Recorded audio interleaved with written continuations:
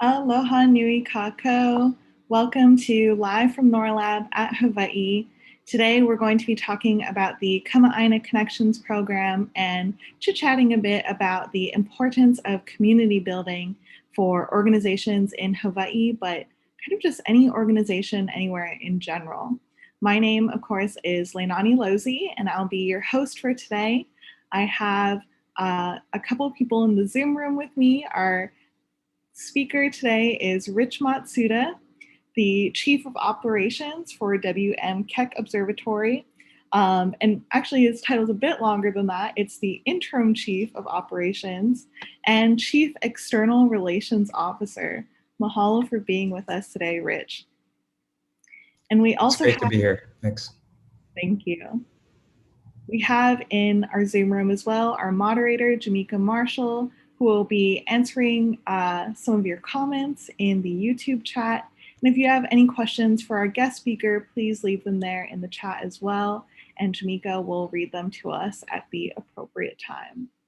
So let's get started with our usual intro for our Live from NOIRLab program. Of course, Live from NOIRLab's program in Hawaii is the Gemini Observatory, which consists of twin telescopes, Gemini North and Gemini South. The northern half is on Mauna Kea in Hawaii, and the southern half is on Cerro Pachon in Chile. Gemini is an international corporation with participants from the United States, Canada, Chile, Brazil, Argentina, and Korea.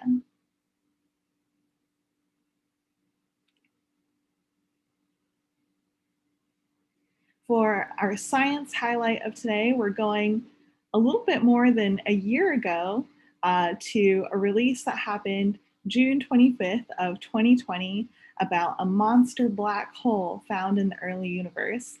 And I've chosen this science highlight to bring back up because it's the first quasar to receive a Hawaiian name, Kamaʻāina, from the program Ohuaheinua led by the Imiloa Astronomy Center of Hawaii. And it also uses science from both the Gemini North Telescope and the Keck Observatory. So in honor of our guest here today, we are covering I wouldn't say old news because it's still really great news, but a little bit older of a discovery, which really shows the collaboration of telescopes from around the world, but also, of course, of the telescopes on Mauna Kea. So we're going to watch this Cosmo View video together.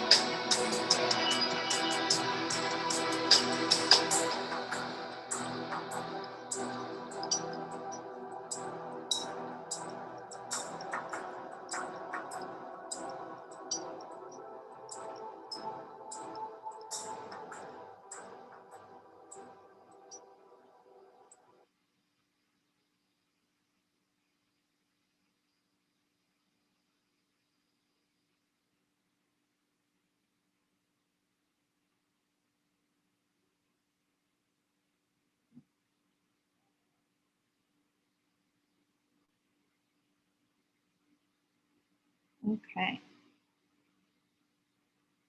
So, of course, if you want to learn more about this discovery, you can check out the NOIRLab website at the URL here and read more about Kamaʻāina. Okay, our next update is about the outreach happening on our island. We recently finished the collaboration with the Summer Fund program and the Hawaii County of Parks and Rec. And that's a really great program that we've been doing for almost 2 decades that recently finished. So our current ongoing program is the first ever Hilo Solar System Walk at Liliuokalani Park and Gardens here in Hilo. And we have about 2 more weeks of this event going on. So if you go through the gardens, you can see multiple signs there, just like the one featured in this picture of the asteroid belt. And these signs are actually spaced out to represent the real distances of planets and other solar system objects. So pretty soon we'll be launching some fun facts on the Gemini Observatory social media account. And so in that, we'll also talk about what size the sun and the earth and all the other planets would be at this scale currently in the garden. So you'll see how they're spaced out at this distance when we squish them to this distance, but you'll also get to learn about what size they should be as well. Okay. And then finally, we are here to our main topic for today, the Kamaʻāina Connections Program. I'm going to let Rich maybe introduce himself a little bit more and then introduce this amazing program. Okay, thank you, Leinani. First of all, it's really great to be here. So thank you so much for inviting me to be with you all today. And just a little bit about myself. So I grew up on Oahu. I was born in Nu'uanu, a place on Oahu, and went to high school on Oahu, and then went to college on the mainland at the University of Washington, and got an electrical engineering degree, and worked in aerospace for Boeing. And after having worked there for about 8 years, heard about the opportunity to come home to work at the Keck Observatory. And that was all the way back in 1993. So that's 27 years ago. And when I came, the first Keck 1 had already been constructed, and Keck 2 was in the process of being constructed. So I had this really great opportunity to participate in building a telescope from the ground up, which was just an amazing experience. And I've been here ever since. My career at Keck went from being an electrical engineer to going into management. And then in the last, say, 5 to 7 years, I've been getting more and more involved in the work around community and government and so forth. So my role is changing from being the chief of operations, technical operations at the observatory, to now working on external relations, community relations, working with the government, et cetera. And in that role,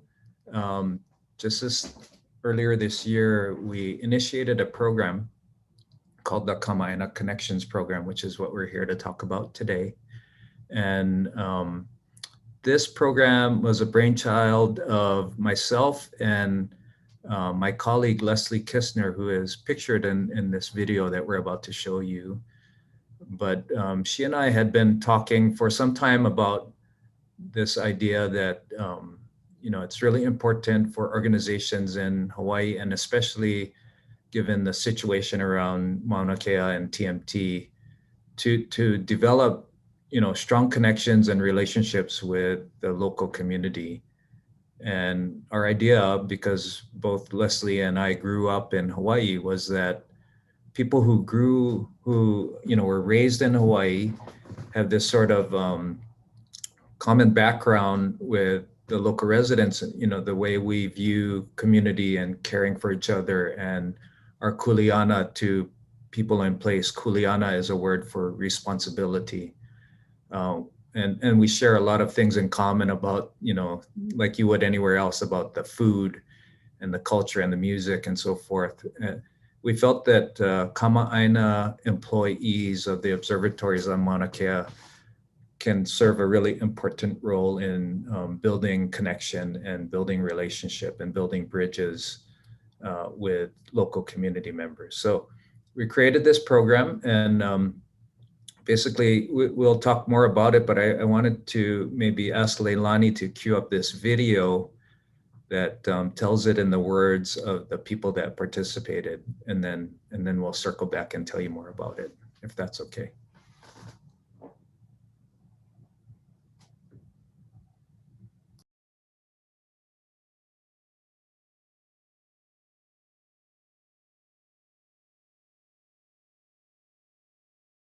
A face that people see within the community, and they see that where I work, you know, I want to connect the two.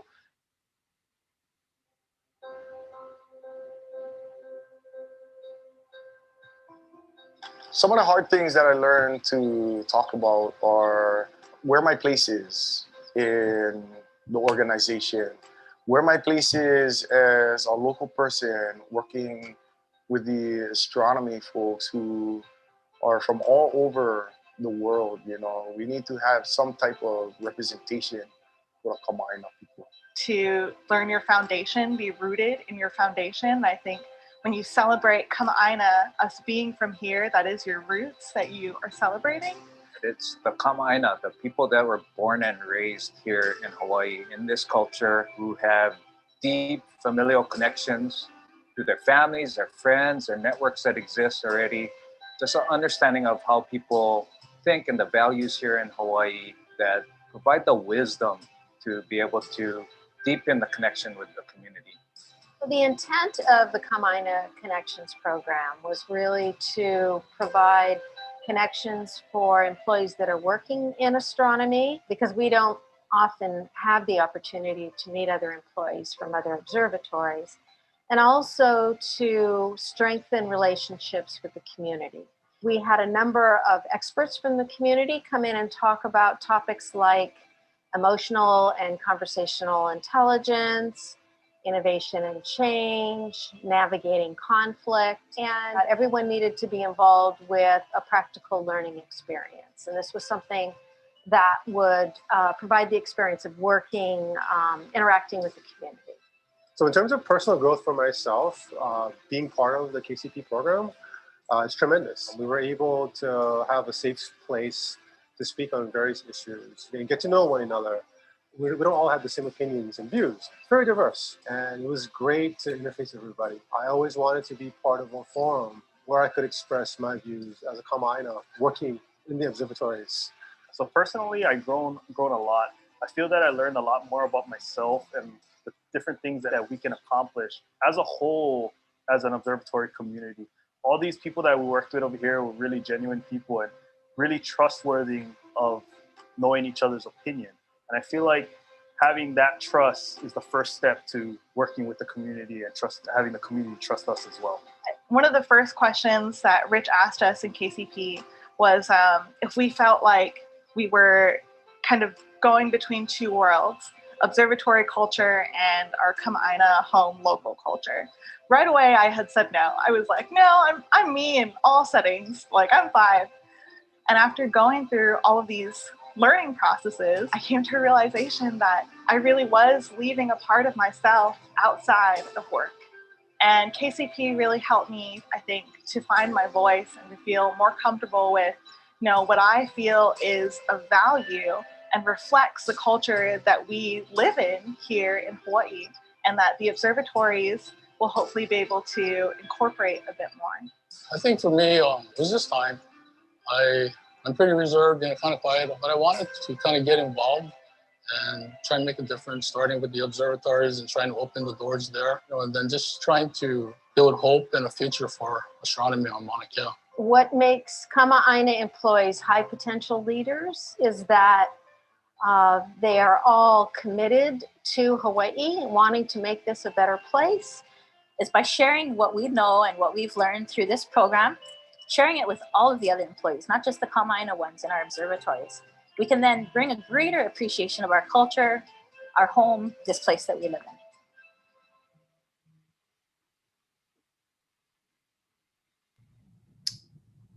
Thanks, Leilani, for showing that. I always brings a smile to my face.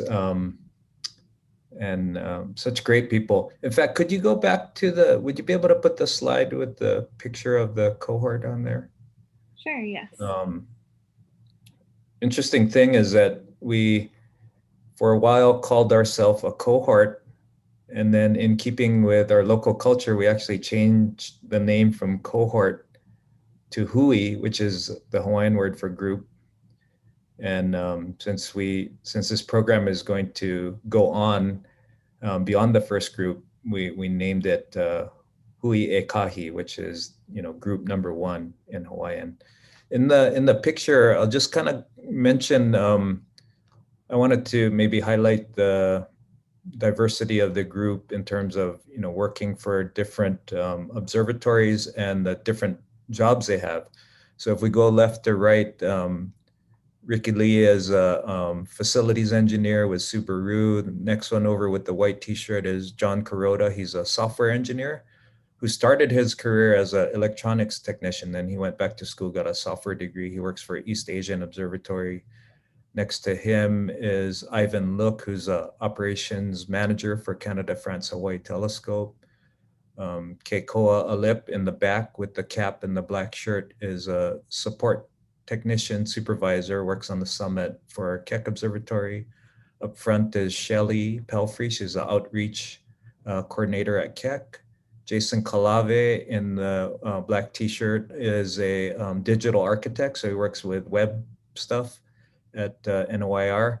And then I forgot to mention right off the top that Leinani, our host, one of our co-hosts for this broadcast, was a member, and you saw her prominently in that video. And she, as you know, her role is with outreach. And then Rayson Wong, who is a mechanical engineer. And he has an interesting story because he participated in a program called Akamai Internship Program, which is workforce pipeline internship program in Hawaii to, targeted at students who attended high school in Hawaii looking for STEM careers, and participated in an internship with Canada, France, Hawaii Telescope, and then got a job, came back for a job as a mechanical engineer. So that's 8 people, 5 different observatories, a whole host of different jobs. 5 of the 8 are Native Hawaiian by ethnicity. And so we had a really great group. It was a fantastic group, talented individuals. So maybe I could talk a little bit more about the program just to give you an idea of what it was. And then we could have questions, or Leinani, you could jump in. But, one thing about all those individuals is that every single one of them feels a strong sense of kuleana. I'm using that word again, which is a sense of responsibility for both the community they live in, as well as the observatory and the industry they work in. So with that, word that came up a lot was being a bridge. So kind of being able to walk in the 2 worlds of the local community and the observatory sort of work culture, and knowing how to navigate those 2 things, or 2 kind of systems. The thing about the program, I think the objective of the program was, given this natural ability that these and qualities that these folks have, was to just build their capacity to serve as connectors. So what does build capacity mean? It means, provide new tools, provide the support system among them. So many of them had not met each other before. The observatories don't interact as much as you would think, even though they're co-located on the summit. The headquarters buildings, there's some in Waimea, some in Hilo. So the Hilo folks had not necessarily met the Waimea folks before. So you provide that support system, provide maybe some different ways of thinking about issues around community building. As folks who are mainly in technical roles, we're well versed in project management and how to address technical issues, and people issues and community issues are a little different. So we introduced some new ways of thinking and tools around that. There were 8 sessions, 2 hours apiece, where we met, and we had a different topic each time.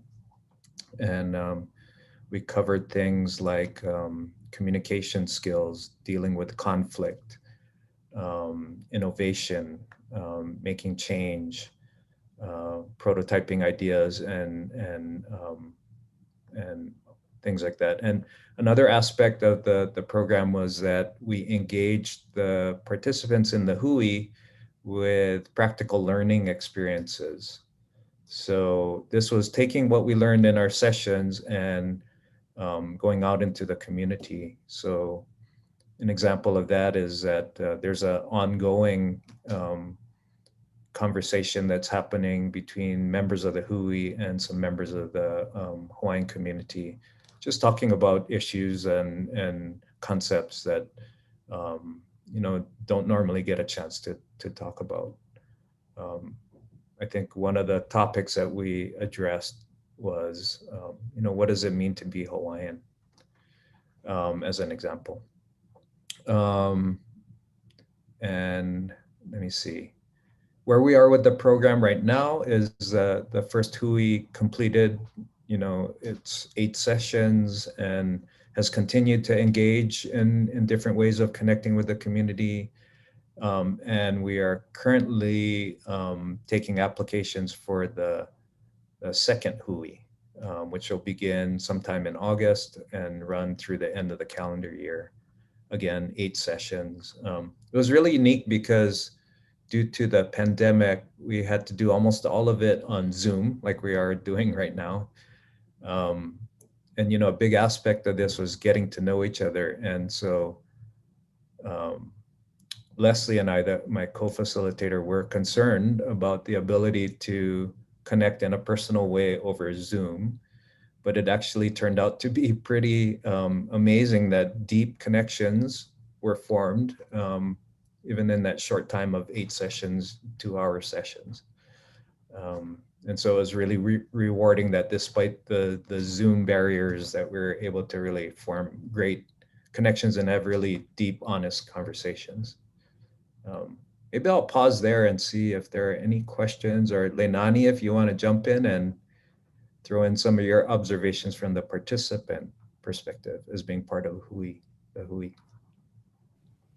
Sure, yeah. So, you know, the video covers the main gist of it, I think, but it certainly was a very life-changing experience, especially, you know, within work life, to go through this program, to meet other Kamaʻāina, and to really talk deeply about some of the issues that we face currently in the community. And I think where some of it comes from, even within observatories, is that, you know, observatories are doing amazing science and amazing outreach, and we all work really hard. So sometimes in any profession, you get very caught up in what you're doing and you sort of stay in your area, right? And so when we're able to reach out to other departments, to members of the community as well, we really get to see a different perspective on what we're doing, on the work that we do, and how we can do it better, so that it doesn't just serve us and the science community, but also to really serve our local community and what they would like to see from astronomy in Hawaii. So I feel like we're definitely going in a really good direction with that. We learned a lot of the tools to be able to do those things, to have those conversations and recognize what some of the underlying issues might be.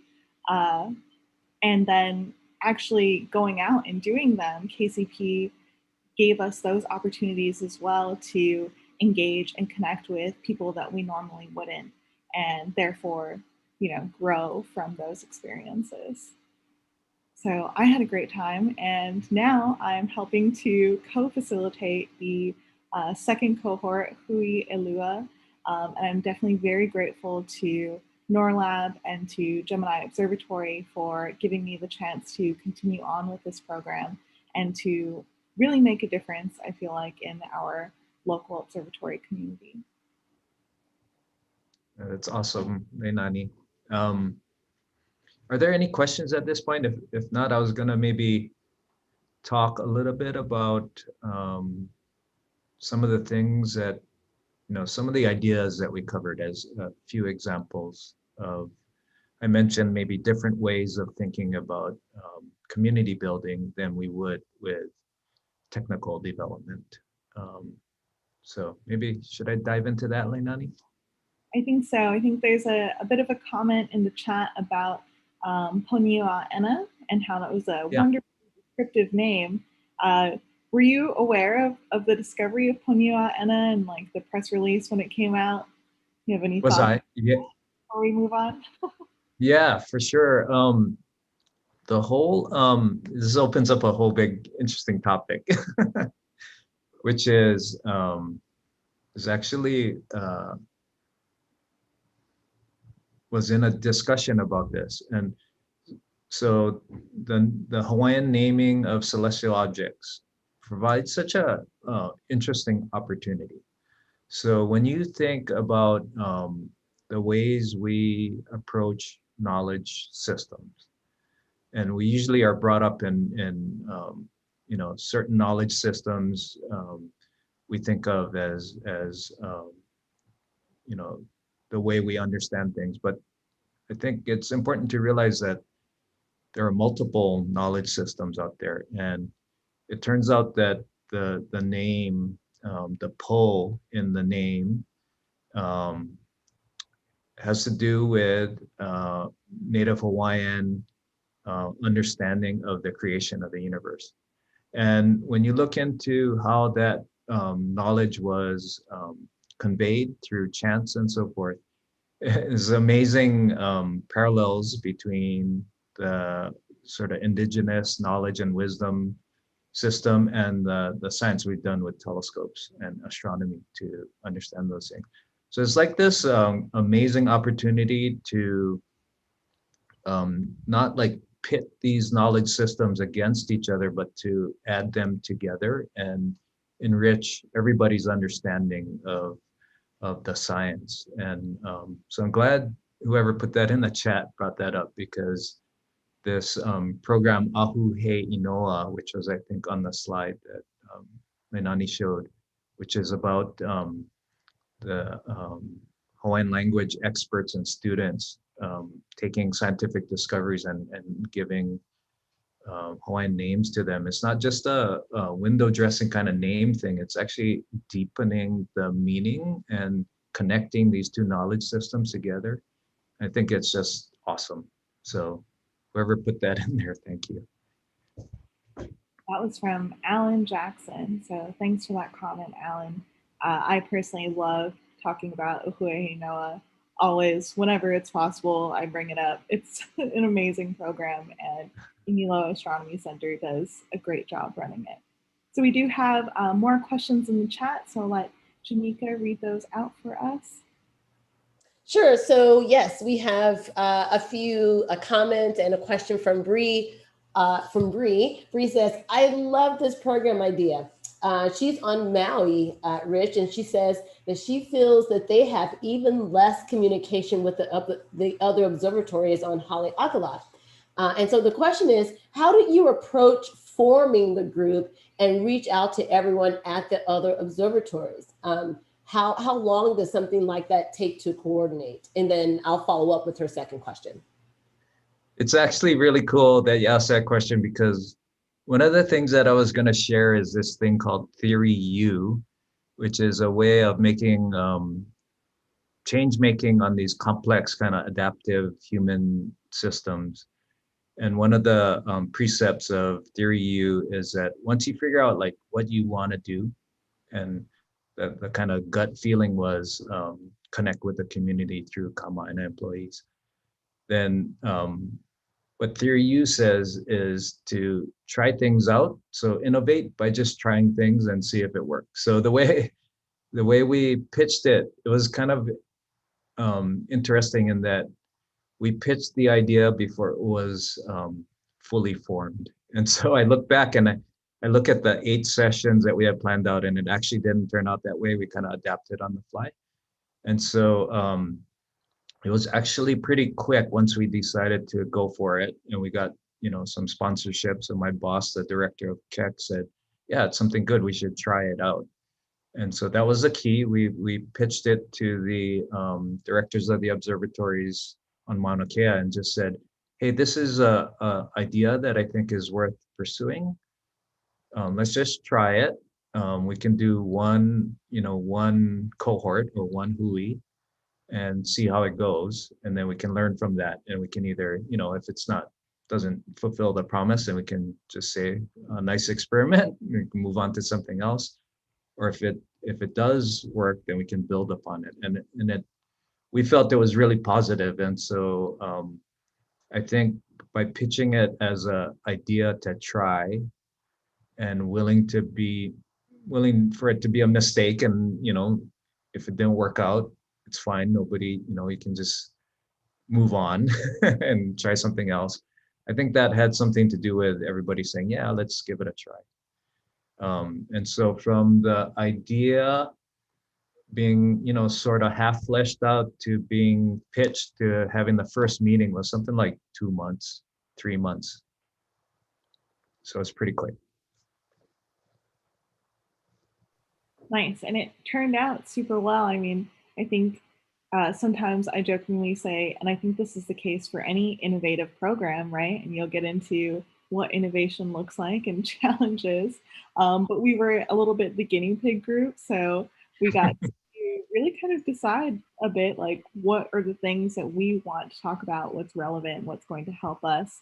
And I think as we move forward, the things that we face as observatory community, as locals, are going to change. So it's an adaptable program that works well within the platform that Rich will tell us about in just a minute. I think there's a couple other questions if Janika would like to read those as well, follow-ups from Bree.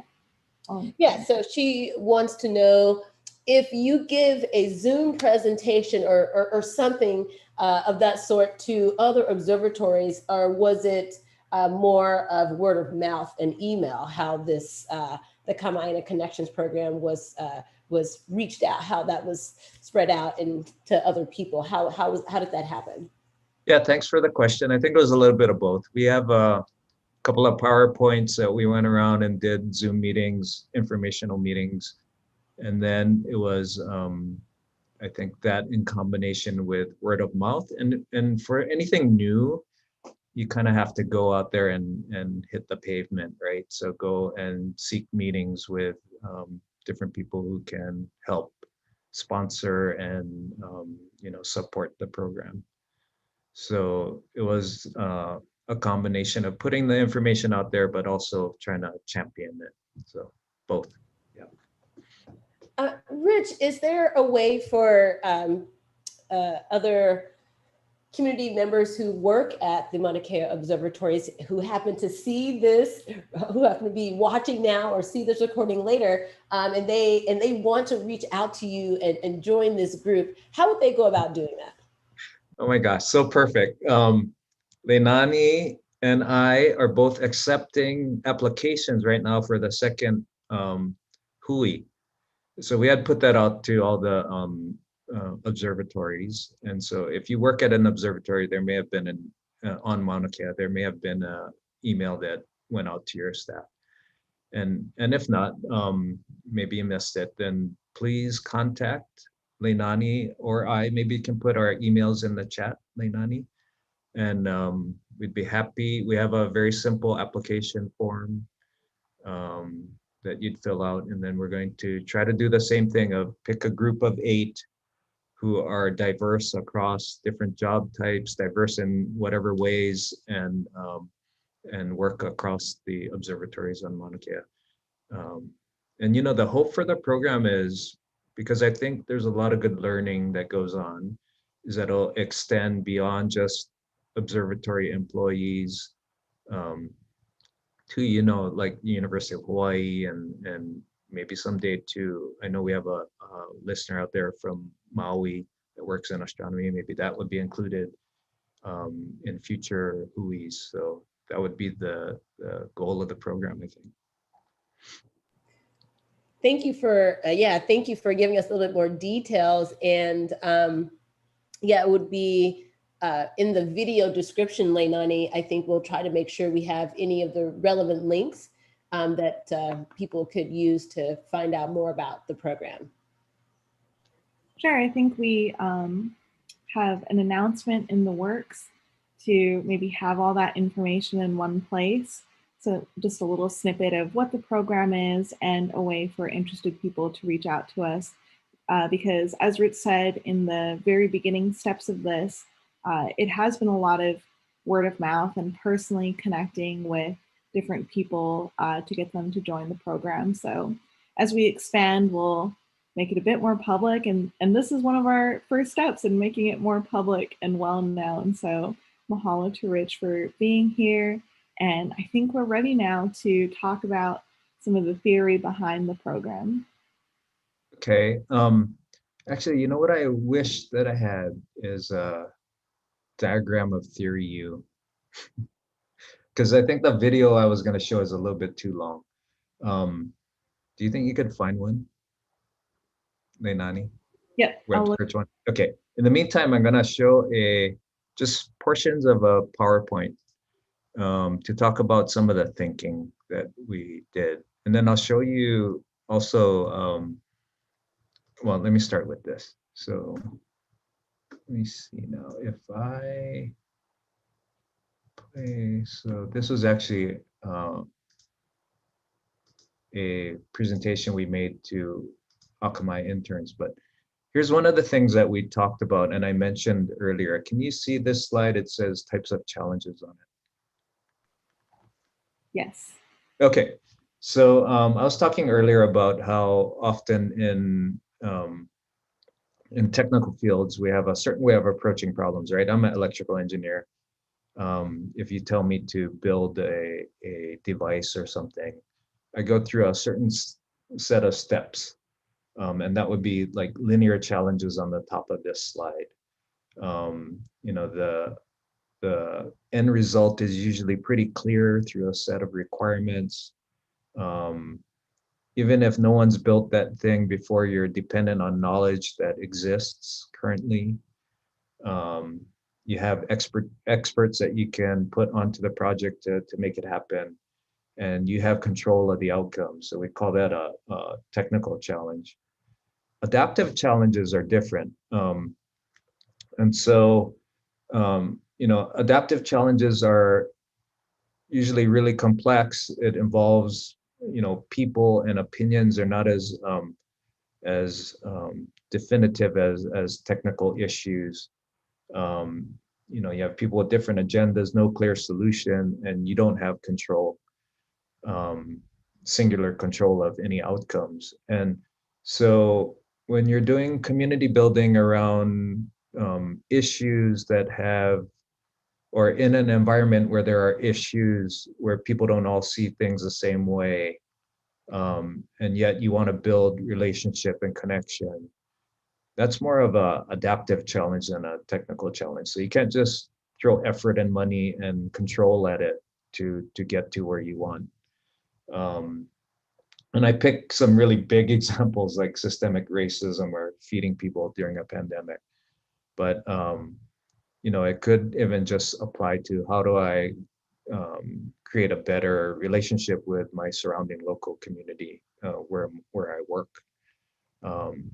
And so the way, you know, so there are typical ways that you address linear challenges and, you know, and how you manage the process through project management. With adaptive challenges, there's different ways of approaching that. And we utilized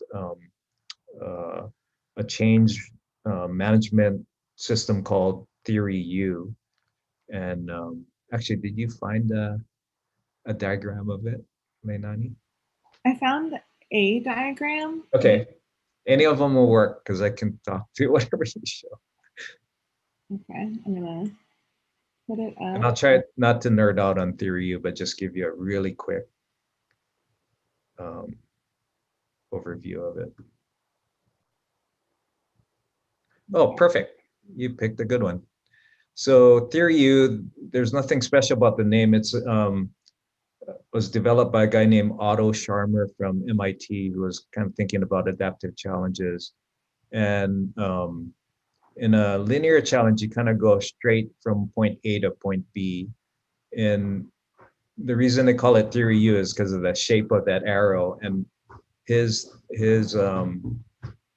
thinking about it was that with adaptive challenges, you need to kind of reach down before you can go across. So by reaching down, what does that mean? That means really sensing the field. So I said, like, a lot of different complex dynamics, people with different opinions. So you really need to open yourself up and sense what's going on out there and how people feel. So that's the co-sensing. And then the presencing is kind of looking within. So we did a lot of introspection in the program of where do you sit and how do you, what do you bring to the table? Who are you? What do you believe in? That's the presencing part. And then co-creating, coming up the right-hand side of the U is where, okay, I sense the system. I kind of know what's going on. I know who I am and what my purpose is and how I feel about this. Now I have some ideas that I want to try.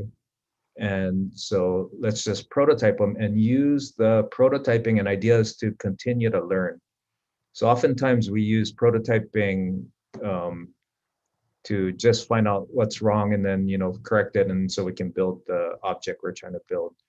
In Theory U, prototyping is also a continuation of the sensing of the field. So as you're creating and prototyping, you're interacting with the field just meaning the social field, and you're learning the whole time. And so as the prototypes deepen and become, so actually Kamaina Connections program was a prototype. We just tried it out and now it's becoming a thing. And so you move to number 5, which is co-evolving. So now we're kind of changing the way we do things. It's just like we've become a different organization by trying things out. So that was kind of a lame explanation, but that's Theory U in a nutshell. And maybe that was a good explanation. Don't sell yourself short. I'll stop there and see if there are questions. If not, I'll give you an example of how we approach prototyping. And go back to, let's see, sharing my screen. Which one do I want to share? Is it this one? Did I pick the right one? Yep. Leilani and Rich, I just want to jump in here, if that's okay, to say that we have both of your emails are in the chat here, but also we will have those in the video description as well afterwards, because just in case people who see it later can have it available to them as well. So just highlighting that in the chat for those of you who'd like to connect with them today, maybe. Thank you so much, Leilani, for adding that. Yeah, thank you so much. When it comes to prototyping, so I think it was at step 4 of the Theory U chart that Leilani put up. Prototyping, we take a little different mindset to prototyping. We think of it a little more organically. So, and the metaphor we use is planting a seedling and doing what it takes to watch it grow.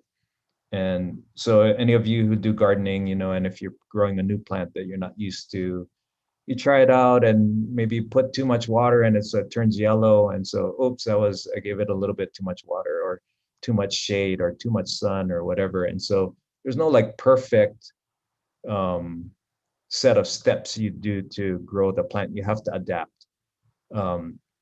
So we use that metaphor when somebody has an idea. Yeah, I have this idea about how we can deepen connection with the community.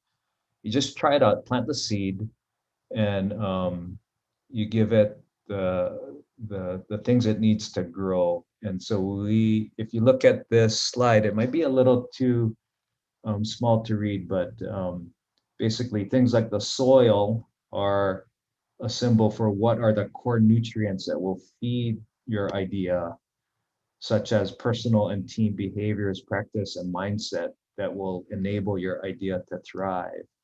or the air and atmosphere, or what will breathe air into your prototype, such as networks and relationships, feedback loops, opportunities that you should be alive to. The sun is what will bring energy to your prototype, talents, human or material resources, local or traditional wisdom, etc. So we think of it in a more organic way and think about what can we do to get an idea to thrive. And that's kind of what we did with Kamaʻāina Connections Program. So, you know, kind of thinking about it that way. And each of the participants in the hui came up with their little seedling diagram of different ideas of, you know, the idea they wanted to pursue. Leilani, can I put you on the spot and can you share your seedling prototype idea and how you approached it? Sure. I think my seedling had to do with my current role with NOIRLab, which is in outreach. So it was, how might we reach a wider audience, thinking that that might also allow us the opportunity to form new and deep connections within the Hawaii community, but a bit more outside of what we currently work with. And I think one new thing that I've gotten to do this year that fits into that box nicely is the Hilo Solar System Walk. And I personally, the Friends of Liliuokalani Gardens, they're such a pleasure to work with, and that garden holds a very special place in my heart. And so I think that doing this program and working within a frame that is not the usual thing, you know, working from a seedling diagram kind of forces you to get creative about how you approach your regular work and how you can approach community building, right? So from doing that, it opened my mind to, well, we can form new connections with people that we never have before. And from the pandemic, you know, this new system of the Solar System Walk that originated in Waimea with Mary Beth Lachek and the Canada France Hawaii Telescope and Keck Observatory and the amazing people at those facilities. This program has been going on for a few years in Waimea, and it always consisted of all the observatories coming together and being in person for a longer walk and hands-on activities. And with the pandemic, we condensed it down to informational videos that we had in both English and Olelo Hawaii.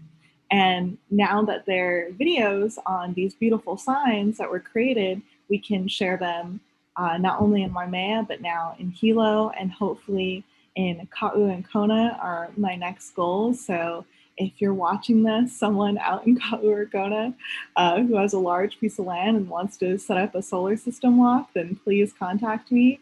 And that's one of the ways I think that diagram worked for me. Super awesome. You're making great progress on that. It's wonderful to see. I want to share one more thing about prototyping, and then let's see, might have more questions or something. So one of the concepts we use, because sometimes it's so hard to take a first step or to take another step when developing something and you're not sure how it's going to turn out, or if people will like it, or people will resonate with it. So I had taken several workshops from a company or a group called Smallify, a guy named Dave Viotti, and the website is on the upper right of this slide. Really great guy. And so he's his company is kind of there to help people to make change in the world. And the idea of Smallify, it ends up being a verb, is to, you go, you know, oftentimes like given myself, it'll be, oh, that seems so hard. How am I going to make a program of Kamaʻāina employees? That seems, no one's ever done that before. That seems hard. How am I going to get people on board? So that idea was too big, so big that I you know, didn't want to take a step towards it. So the idea is make it smaller. What could I do on a smaller scale that makes it less of a big obstacle to overcome, or less scary, Or if I were to completely fail and somebody slammed their door in my face, I'd live, I'd move on. It wouldn't be a, a career ender kind of thing. So the idea is make it smaller, smaller, smaller until you just can't not do it. And so, in my case, it was, hey, I'm going to pitch this to the director of Keck and see what he thinks of this idea.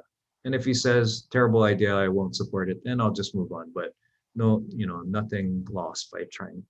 And so this idea of Smallify when you're trying new things is just to get you into action and move you on the path towards growing that seedling, even no matter how small that step is. It might just be call somebody who's like-minded and share the idea and see what they think, because maybe that starts a spark that puts your idea into motion. So in the Hui, we use the word Smallify a lot. So if somebody says, oh, I don't know, that seems scary, or I can't do that, well, Smallify it. And usually there's something at a smaller scale that people are willing to try and do. So that's just another example of kind of the thing. So a lot of these kinds of tools and ways of thinking that we covered, and it's so gratifying to see people like Leilani using the tools in their jobs. I see it among the other Hui members as well. So it's really fun. Yeah, we actually just got a comment in the YouTube chat from Jason Kalave, one of our KCP Hui Kahi members, and he said, Smallify is so useful.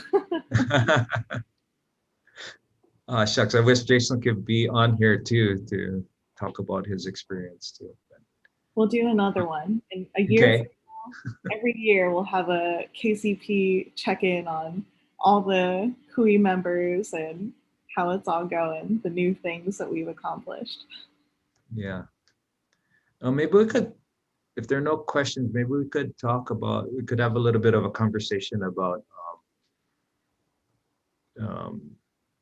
actually, I'll start with my evolving thinking about the importance of community relationships and interconnectedness and dependence on one another, and just ramblings about that, and see if it generates some questions or conversation.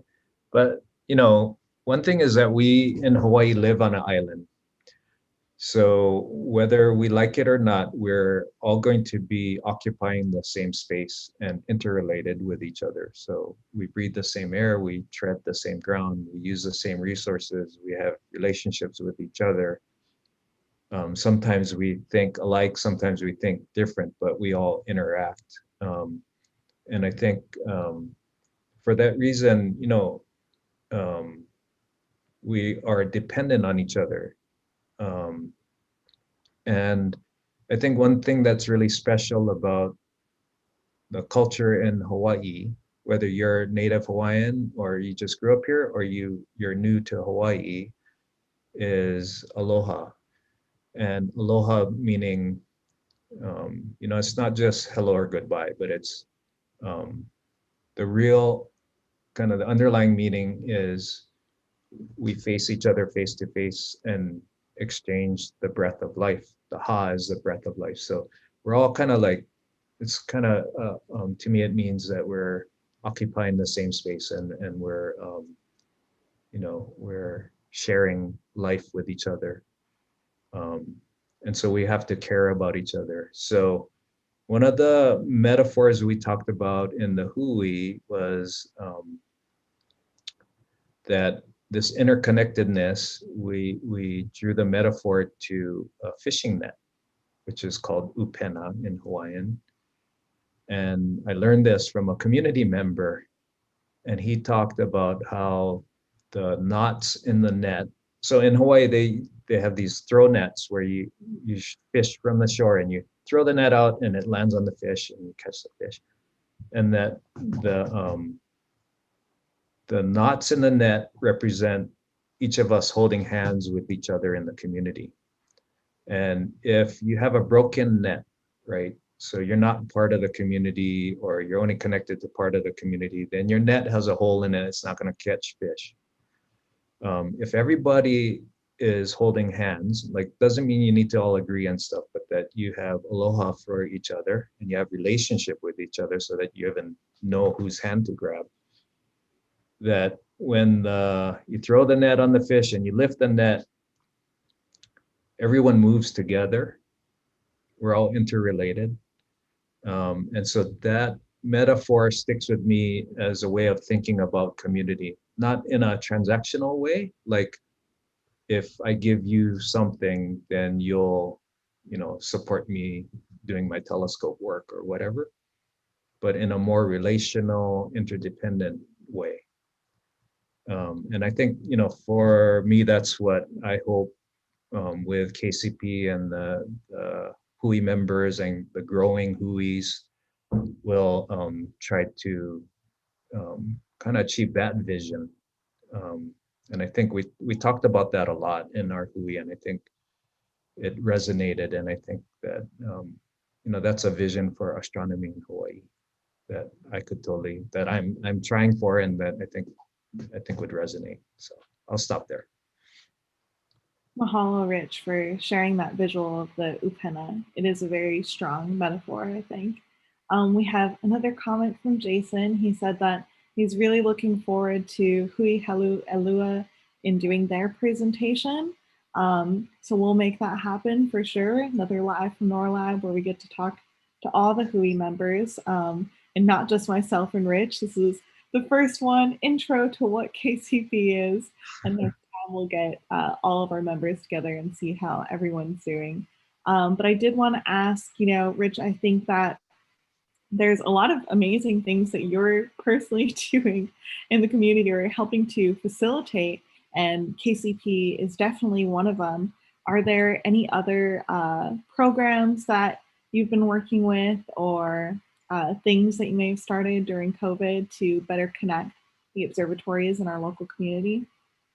Yeah, so one thing that the observatories worked on together and we did at Keck that was really heartwarming and kind of directly an example of the upena thinking was to do with the pandemic food security issues in our communities. And at Keck, the way we approached that and actually used, maybe we didn't consciously think about it, but we used Theory U, was we saw in Waimea, which is where Keck is, the just like this dramatic, almost instantaneous impact that the pandemic had last year when all the hotels shut down and restaurants shut down. And so instead of trying to just write checks or have impact that way, we went out into the community and asked, what's happening out here and how are people being impacted in the community? And we made a lot of calls and had conversations, and we realized that in Waimea there's a bunch of farmers that produce cabbage and lettuce and stuff like that, and that their crops were all being turned under because all the restaurants and the hotels had closed. So we had this idea. My boss said, hey, we need to do something to help the community. So we purchased the produce and gave it to the groups that were giving the meals and the food boxes out, and we called it Farms to Families. And then the other observatories started jumping in with helping with deliveries from the food basket and volunteering at these things. And that was a really heartwarming thing because a lot of times we focus on STEM, but this was just like we're dependent on each other. Let's help. We're fortunate. We have our jobs. We're stable. Let's see what we can do to help the community. So really proud of that work. That was really fun, and we got to know a lot of people and help a lot of people. So it was great.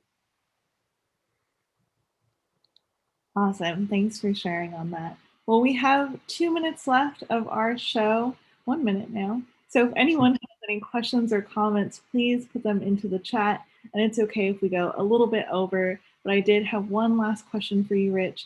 And this question is, do you have any advice for sort of organizations in general? Because there are other places in the world that have their own problems and would maybe like to be able to establish deeper connections with their communities, with their host areas. Do you have any advice for those people how to get started, what to look for, anything like that? Yeah, so this might be just the way I approached it, and there may be better ways. So for sure, people should use their own wisdom and their knowledge and stuff. But for me, it's been one by one by one. So just talking to people, like every opportunity you talk to somebody in the community, even if it's in the checkout line at the grocery store or whatever, right? Is an opportunity to learn something about your community and make one of those relationship ties that we talked about in the upena.